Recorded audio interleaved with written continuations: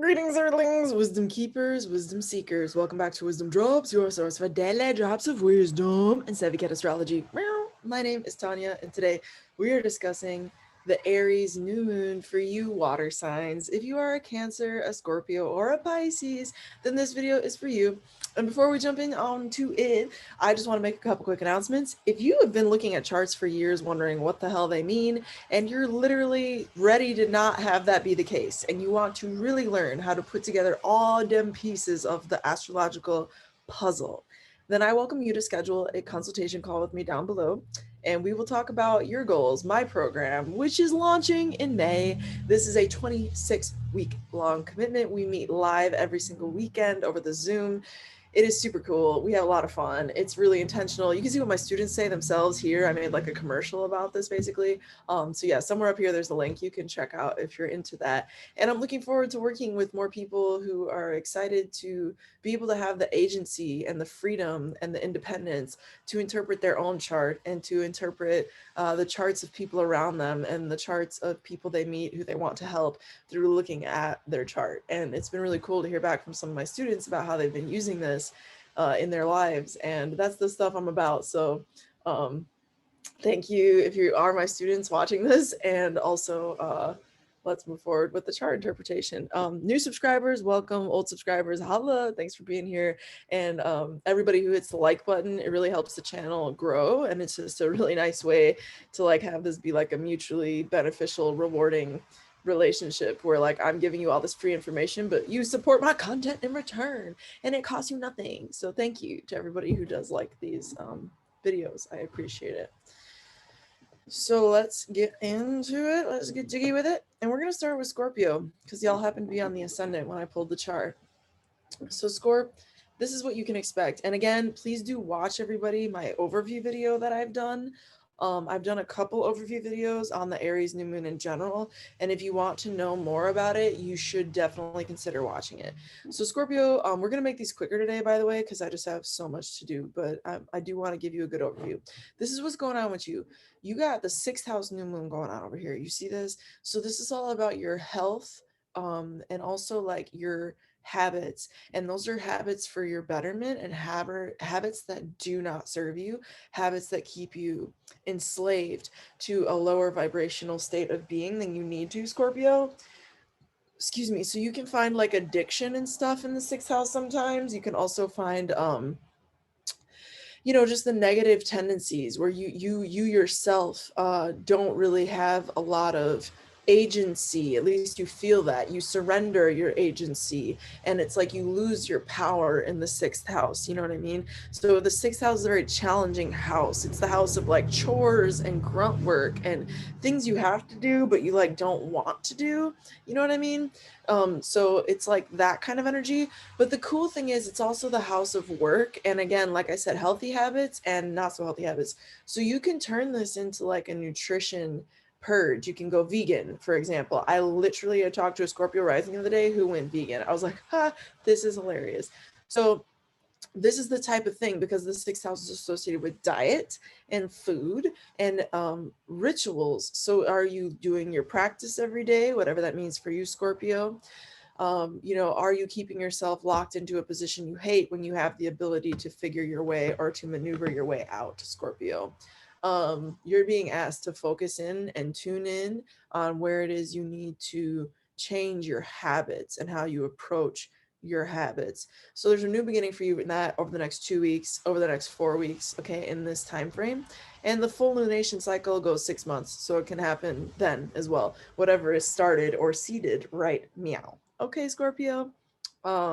The dispositor of this is this is your ruling planet, Mars. Mars rules you, and Mars rules your 6th house of Aries, and Mars is therefore the ruler of this new moon in Aries, and Mars is in Gemini, which is your 8th house, Scorpio. So you are being like extra called to be like extra shaman on this shit. You need to go like transformative Scorpio mode on whatever it is you need to go transformative Scorpio mode on. And that action of you doing that, look at this V sextile, boom, is helping the transition of that 6th house right along. Pull wisdom and strength from your own ability to do that as a Scorpio. pull wisdom and strength from your brain as well, because this is your brainy house as well as it is your like death and rebirth house. It's a skillful house, right? The eighth house for you, because it is the sign of Gemini. That's part of what makes you so occult, is that you have a very skillful Gemini eighth house of transformation. Bet you didn't think about that before. Maybe you did, maybe you didn't. But if you didn't, think about it. So the other thing, pull wisdom and strength from home and where you're from and the roots and where you came from, because in the fourth house you have some really nice supportive forces here. And you know, your planet is square the moon, so power games are likely abound amongst siblings if you're a Scorpio, or even neighbors. So just make sure that you're doing what you need to do to be like, you know, cool and safe and feeling all right, and you know, in your awareness that not everybody is trying to play the same level playing field that you might be. So but you're a Scorpio, you already pretty much kind of know that, but I just mean it's time to like, it's definitely time to like not forget that, you know what I mean, Scorp? So yeah, so that was a lot in a short amount of time. I really hope this served you, Scorpio. Thank you so much for tuning in, and even more for liking this video if you end up liking this video. And yeah, you can definitely comment down below as well, Scorp, if you feel so inclined. That's groovy too. And we're moving on up to Pisces. So Pisces people, ascendant, sun, or moon.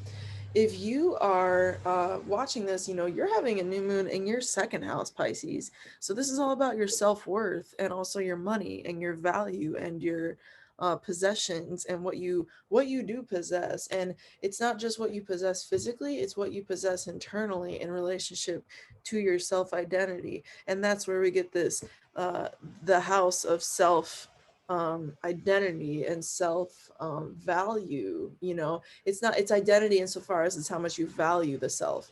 So it's like the second house from the first house, using derivative like house system, because it is the second house. But that's like the most simple kind of like breakdown. It's like the value of self.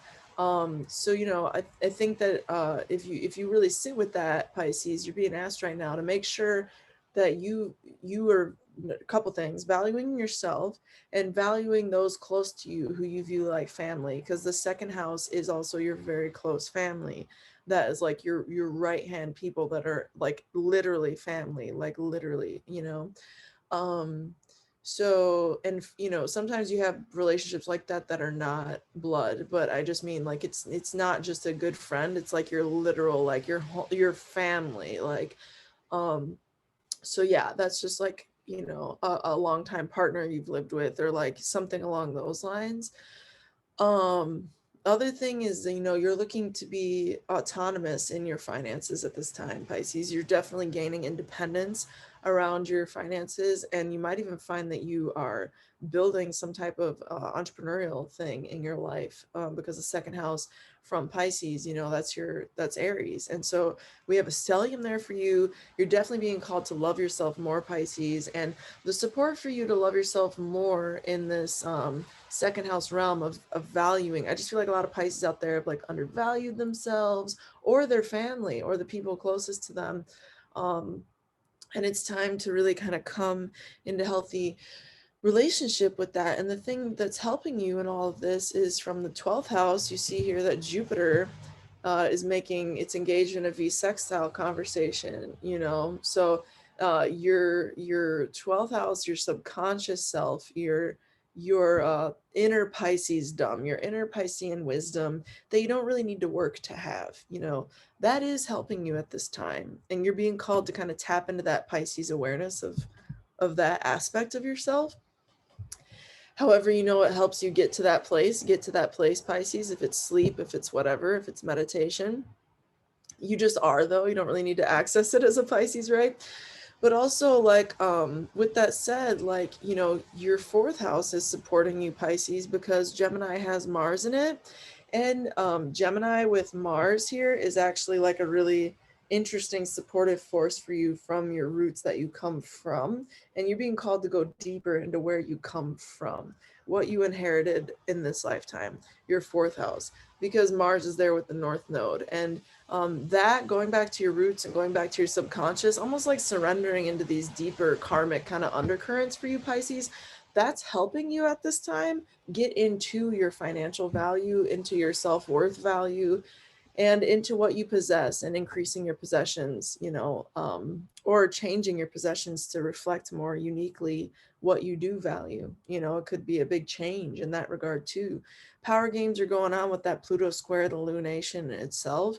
And this is coming from the 11th house. So Pisces, be aware of networks that you're a part of that might not have your best interest in mind. Be aware of them. Don't forget about their presence, because I don't think are going to have the worst results, because that same Pluto is in harmonious sextile conversation with Neptune. Granted, that orb is rather large at this point by comparison, but it's an ongoing long-term transit. In other words, this impact, what is happening more of a impermanent, kind of like it's likely to precipitate now because it's new and it's not going to last long, is Pluto square the moon. So over the next month, because this is like an energy tattoo for the next month, right? And then it kind of washes off and it comes back in 6 months, if that makes any sense. It does though, right? But it's coming up right now as like power manipulation in networks or amongst networks that you're a part of, groups that you're a part of. So be aware, and it could impact your finances because it's making that hard aspect to your second house. So just be aware, Pisces, where people might be using you, and don't try to do anything shady in your networks for your finances, because it could really come back to bite you in the ass 6 months from now. That's my warning on that. Not that most Pisces, I think, would even be into that, but you know what I mean, I think. But yeah. Cool. I think that feels good for you, Pisces. I hope this video served you, and if you want to like it, I sure appreciate you. It helps the channel grow, and that's about the summary of that. So we're going to move on over to Cancer. Moving on over to Cancers. As soon as my computer wants to cooperate. What's up, computer? What is up, my vegan buttercup? All right, Cancer, Ascendant, Sun, or Moon people. I'm trying to get it on you.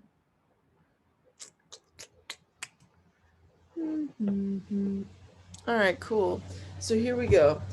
This lunation is in your 10th house, Cancers, and this is very, very interesting. This is an angular house. You're going to be feeling this more than a lot of other people because it's in an angular house. So, the 10th house is your legacy and what you're leaving behind when you're gone.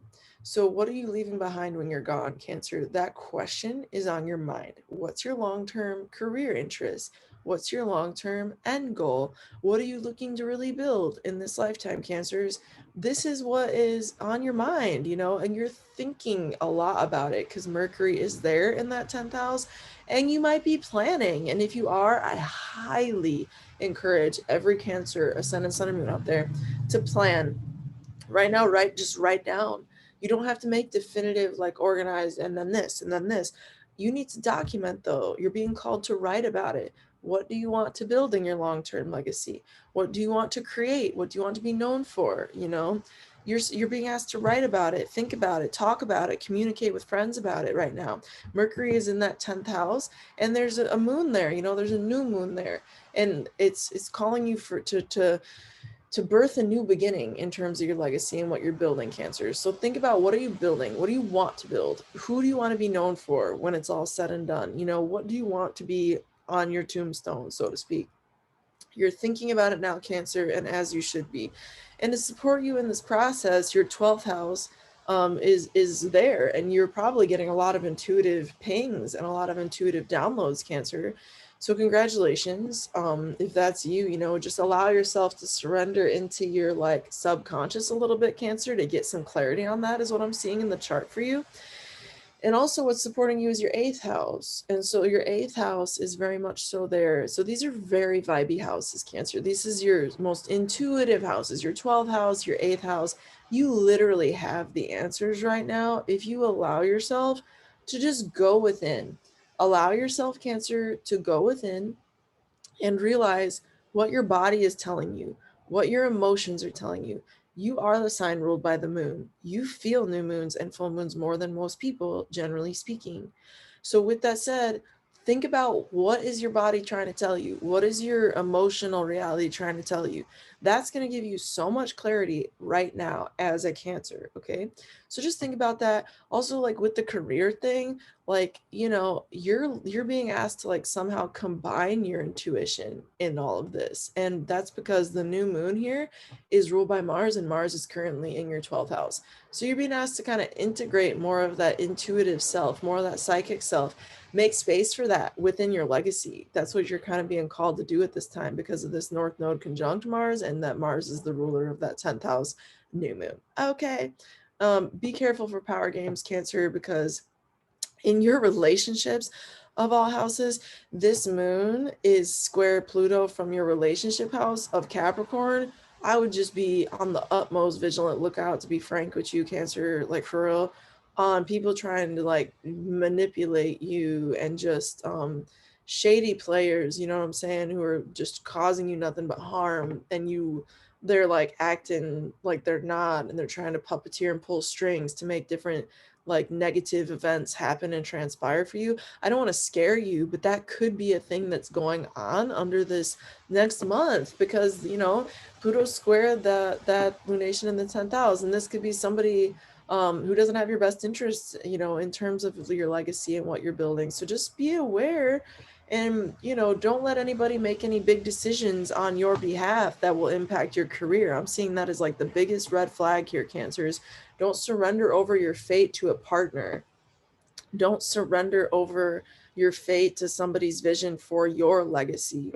When you know what your legacy needs to be, Cancer, trust your intuition, trust your energy, trust your gut. That's what I think the stars are asking you right now. I feel very clearly from like source that this is just, yes, that's what Cancers need to hear. So I hope that served you, and thank you to everybody who likes this video. If you want to learn astrology once for all, you can check out the link in the description and schedule a consultation call with me. And with that said, through next time, until next time, may the stars be with you. Peace.